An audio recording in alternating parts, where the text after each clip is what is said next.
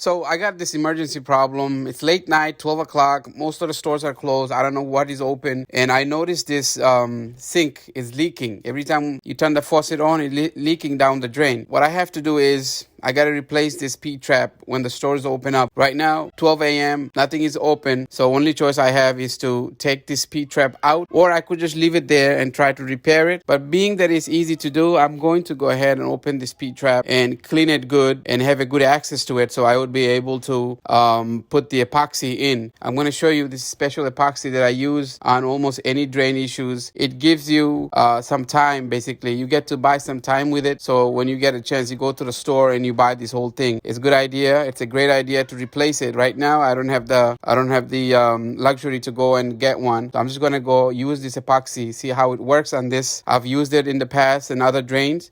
So this one is no exception. So I'm going to show you how to use it.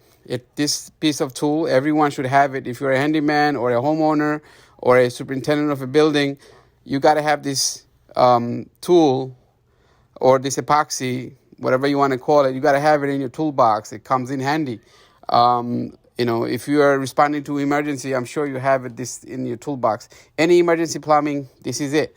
So you take your time, mix these two components. You have this black and white mixture of the chemical. Make sure you have gloves on, and you mix it. You lather it in. You push it in. You mold it as much as you can.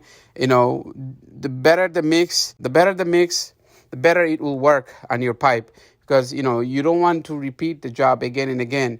There's a saying, do the job right the first time. So that's what you want to do. You want to do this job right the first time, so you don't have to repeat. Because when you have to repeat, you are going to waste time and you are going to lose money. If this is a job you responded to, you want to get this over with. You want to do a great job for the customer, and you also want to do this job so that you don't have to repeat. Sure, the surface area where the leak came from is completely blocked, and at this point it's soft.